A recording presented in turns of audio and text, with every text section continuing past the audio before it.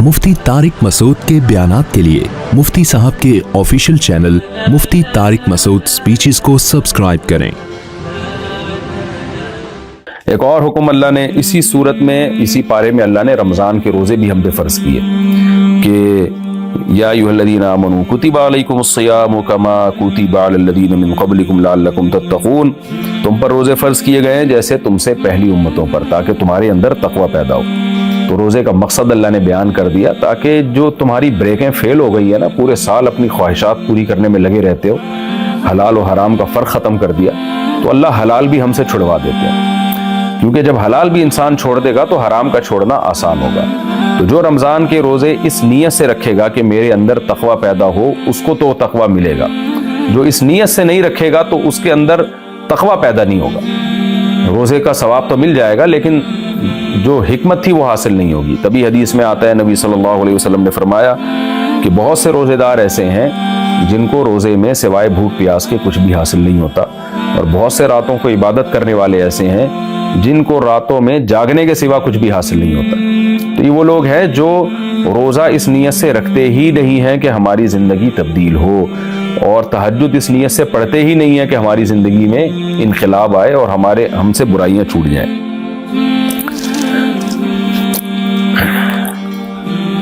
इसी में पारे में अल्लाह ने रोज़े का हुक्म देने के बाद फरमाया वइज़ा सअलका इबादी अन्नी फ़इन्नी क़रीब, कि जब मेरे बंदे मेरे बारे में पूछें तो आप बताएं कि मैं करीब हूँ। उजीबु दावत दाई इज़ा दान, जब कोई पुकारने वाला मुझे पुकारता है तो मैं उसकी दुआ का जवाब देता हूँ, सुनता हूँ उसकी दुआ, कबूल करता हूँ। देखिए, रमज़ान के साथ अल्लाह ने दुआ का तज़किरा किया। इससे साफ पता चलता है कि रोज़ा, रमज़ान और दुआ, इनकी आपस में बहुत मुनासबत है। इसलिए रमज़ान में दुआओं का ख़ास एहतमाम करना चाहिए, खूब गिड़गिड़ा के दुआएं मांगनी चाहिए।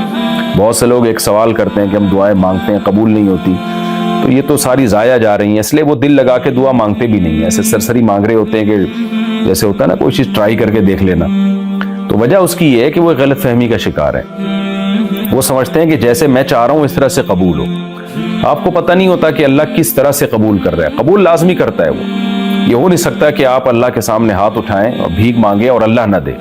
दुनिया में जब कोई छोटा सा सखी भी हो ना, उसके सामने कोई फ़कीर हाथ उठा के भीख मांगता है, वो कुछ ना कुछ पकड़ा देता है उसको। तो अल्लाह से कैसे मुमकिन है कि आप उसके सामने गिड़गिड़ा रहे हैं और वो आपको देना। तो ये जो सवाल है ना कि हम मांगते हैं और दुआ कबूल नहीं होती, ये नबी सल्लल्लाहु अलैहि वसल्लम इस सवाल का जवाब दे चुके हैं। सही हदीस में आप सल्लल्लाहु अलैहि वसल्लम ने फरमाया कि एक शख्स दुआएं मांगता रहता है, मांगता रहता है, मांगता रहता है, और अल्लाह उसकी दुआएं कबूल करता रहता है, करता रहता है, करता रहता है, यहाँ तक कि वो दुआ मांगते मांगते थक जाता है और फिर एक दिन आके बोलता है कि मैं दुआएं मांगता हूँ और अल्लाह कबूल नहीं करता। तो नबी ने फरमाया उस दिन से अल्लाह कबूल करना छोड़ देता है। तो देखें, उसने क्यों कहा मैं दुआ मांगता हूँ कबूल नहीं करता, हालांकि हदीस में तो आता है अल्लाह कर रहा था कबूल।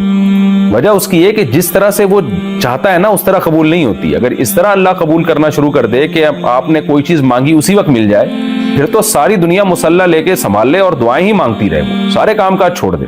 तो अल्लाह ने कुछ मामला गैब का रखा है, कबूल करता है लेकिन अपने अंदाज से करता है वो। अब वो बहुत सारे तरीके होते हैं कबूल करने के। आप एक चीज़ मांग रहे हो अल्लाह ताला से, अल्लाह वो नहीं देता, उसका ऑल्टरनेट उससे अच्छा दे देता है।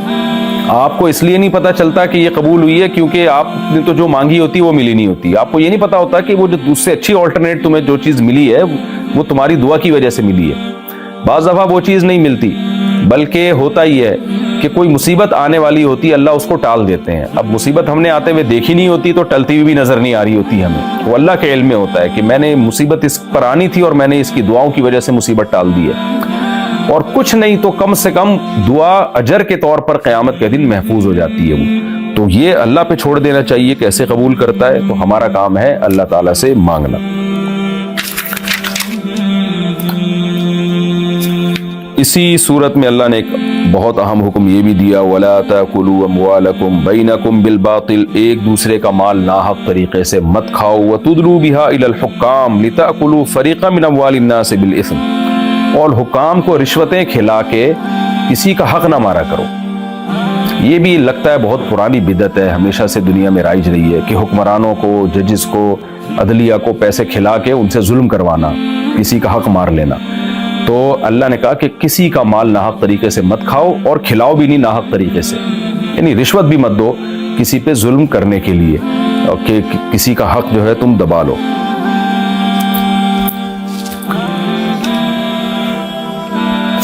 اسی صورت میں اللہ نے حج اور عمرے کے احکام بھی بیان کیے اور فرمایا کہ حج جو ہے فمن فرض فیہن الحج، جو بھی حج فرض کر لے گا اپنے اوپر، عمرے کا بھی یہی حکم ہے، علماء نے بیان کیا ہے، فلا رفث ولا فسوق ولا جدال فی الحج۔ تو آپ احرام عمرے کا باندھے یا حج کا احرام باندھے، 3 پابندیاں آپ کے اوپر احرام کے بعد آ جائیں گی۔ کوئی بیہودہ بات زبان سے نہیں کرنی آپ نے، نہ کوئی عمل کرنا ہے، ولا فسوقا، اور کوئی فسق و فجور کی بات، اور ولا جدالا، اور کوئی جھگڑا۔ احرام کی حالت میں جھگڑا کرنا، چیخ و پکار کرنا، یا کوئی بیہودہ بات کرنا، یا کوئی گناہ کرنا، یہ عام گناہ کی طرح نہیں ہے، اس کا گناہ کئی گنا زیادہ بڑھ جاتا ہے۔ تو اس لیے جب بھی آپ حج کے لیے یا عمرے کے لیے جائیں تو احرام میں بہت زیادہ انسان کو احتیاط کرنے کی ضرورت ہے۔ اور آگے اللہ نے یہ بھی فرمایا ہوا تھا تزودوا فإن خیر الزاد التقوی، کہ جب حج یا عمرے کے سفر پہ جایا کرو نا تو زاد راہ لے کے جایا کرو۔ یہ اللہ ہمیں بتا رہے ہیں کہ توکل کا غلط مفہوم جو ہے نا اس پہ رد کر رہے ہیں۔ آج بہت سے لوگوں کے ذہن میں توکل یہ ہے کہ ہم مصیبت سے بچنے کے لیے اسباب اختیار نہیں کریں گے، نہ وہ کمانے کی فکر کرتے ہیں، نہ اسباب اختیار کرتے ہیں۔ مشرکین مکہ جب حج کرنے جایا کرتے تھے تو وہ کہتے تھے بھائی ہم تو اللہ کے گھر جا رہے ہیں تو اللہ کھلائے گا، اللہ پلائے گا ہمیں، تو کچھ بھی نہیں لے کے جاتے تھے۔ پھر وہاں جا کے جب بھوک سے برا حال ہوتا تو ادھر ادھر لوگوں سے بھیک مانگ رہے ہوتے تھے جا کے۔ تو کانسیپٹ ہی غلط تھا نا، اللہ تو کھلائے گا لیکن اللہ پہلے جو آپ کا کام ہے وہ تو کرو آپ۔ تو کہتے ہیں ہم اللہ کے گھر جا رہے ہیں نا، یہ انہوں نے اس پر قیاس کیا کہ جیسے ہم کسی سیٹھ کے گھر جا رہے ہوں دعوت پہ تو سیٹھ کھلائے گا نا وہاں بٹھا کے ہمیں، تو ہم بھی اللہ کے گھر جا رہے ہیں مہمان بن کے تو اللہ ہی کھلائے گا۔ تو اللہ نے کب کہا کہ میں تمہیں اس طرح سے کھلاؤں گا کہ آسمان سے من و سلوہ اتاروں گا؟ اگر تم اپنے ساتھ کھانا لے کے جاتے ہو تو وہ بھی تو اللہ ہی کھلا رہا ہے نا، اللہ نے انتظام کیا ہے۔ تو اس لیے اللہ نے فرمایا کہ اپنے ساتھ راشن دال پانی لے کے جایا کرو حج کے سفر پہ، تاکہ بھیک نہ مانگنا پڑے۔ کیوں؟ فإن خیر الزاد التقوی، سب سے بہتر زاد راہ وہ تقوی ہے۔ تو اگر تم خالی ہاتھ گئے اور وہاں لوگوں سے بھیک مانگ کے تقوی ہی ختم کر دیا تم نے، کیونکہ بھکاری اللہ کو پسند نہیں ہے، تو تقوی ہی پہ سودے بازی کر لی، تو جو چیز سیکھنے جا رہے ہو وہی وہاں چھوڑ کے آ جاؤ گے تم۔ تو اس لیے یہ بہت بری حرکت ہے۔ تو دیکھیں اللہ تعالیٰ کو نا کسی شخص کا بھیک مانگنا پسند نہیں ہے، حج کے سفر میں بھی۔ تو آپ سوچئے کسی کنٹری کا بھکاری ہونا اللہ کو کہاں سے پسند ہوگا۔ تو اس لیے اپنے ملک کو بھی ہمیں ترقی دینے کی کوشش کرنی چاہیے، اکنومیکلی اس کو مضبوط بنانے کی کوشش کرنی چاہیے۔ اور آج دنیا میں جو اکنومیکلی کمزور ہے نا وہ بڑی طاقتوں کا غلام بن جاتا ہے، اس پر پھر بڑی طاقتوں کی پالیسیاں چلتی ہیں، پھر وہ تقوی ختم۔ ہمارے ملک میں جو کو ایجوکیشن سسٹم ہے پاکستان میں، ہم جب بھی بات کرتے ہیں ہم بڑے طبقے سے تو وہ کہتے ہیں بھائی اوپر کا دباؤ ہے، اور پھر وہ ہمارے حکمران جواب ہی دیتے ہیں بھائی جن کا کھاتے ہیں ہم تو ہمیں پالیسیاں بھی انہی کی چلانی پڑیں گی، قرضے لیتے ہیں ہم ان سے تو پھر پالیسیاں بھی انہی کی۔ تو وہ ہمارے سسٹم کو تباہ کر رہے ہیں، خاندانی نظام کو۔ ہمارے ملک میں زنا کو عام کیا جا رہا ہے، بے حیائی کو پروموٹ کیا جا رہا ہے، NGOs یہ کام کر رہی ہیں بہت ساری۔ خاندانی نظام توڑ پھوڑ کے رکھ دیے۔ جو عدالتی خلا پاکستان میں آیا ہے جنرل مشرف کے دور میں، یہ بھی گن پوائنٹ پہ کروایا گیا ہے جنرل مشرف سے کام کہ بھئی اس کو ختم کرو، عورت کو بھی ڈیورس کا حق دو، تاکہ تمہارا خاندانی نظام بالکل تباہ و برباد ہو جائے، گرل فرینڈ بوائے فرینڈ میں اور میاں بیوی میں فرق ہی ختم ہو جائے۔ تو جب آپ اکنومیکلی مضبوط ہوتے ہیں تو آپ آنکھوں میں آنکھیں ڈال کے بات کر سکتے ہیں۔ تو اس لیے ہمیں اپنے کنٹری کو بھی اور اپنے ذات کو بھی اکنومیکلی مضبوط کرنے کی کوشش کرنی چاہیے۔ اسی آیت سے ہمیں پتہ چلتا ہے۔ اور کمال کی بات یہ کہ اللہ تعالیٰ نے اگلی آیت میں اور ایک حکم دیا ہمیں۔ مشرکین مکہ ایک اور گڑبڑ کیا کرتے تھے، بلکہ یہ تو صحابہ کو بھی اشکال ہوا تھا کہ ہم جب حج کے سفر پہ جاتے ہیں تو دنیا بھر کے تاجر آیا کرتے تھے حج کے سفر میں، کوئی شام سے آ رہا ہے، کوئی مصر سے آ رہا ہے، کوئی کہاں سے آ رہا ہے۔ تو ظاہر ہے جو جس کا بزنس مائنڈ ہوتا ہے وہ تو پھر یہی دیکھ رہا ہوتا ہے کہ بھائی وہاں اس سے بارگیننگ کرنی ہے، ڈیلنگ کرنی ہے، کیونکہ ایک پروڈکٹ یہاں سستی ہے مصر میں مہنگی ہوگی، ایک پروڈکٹ شام میں مہنگی ہے یہاں سستی ہوگی۔ تو تاجروں کی ملاقات ہوتی تھی، تو بہت سارے صحابہ تو تھے ہی تاجر۔ تو جب وہ حج کے سفر پہ آتے تو ان کو بزنس کا بھی بڑا موقع ملتا اور ان کا بزنس چمکنا شروع ہو گیا۔ تو ان کو خیال ہوا کہ بھئی یہ تو دین میں ہم دنیا کو شامل کر رہے ہیں، ہم تو اللہ کے لیے آتے ہیں حج کرنے کے لیے اور یہاں ہم کروڑ پتی بن کے جا رہے ہیں، بزنس بھی ہو رہا ہے ہمارا۔ تو ان کو یہ اشکال ہوا کہ یہ تو غلط ہے۔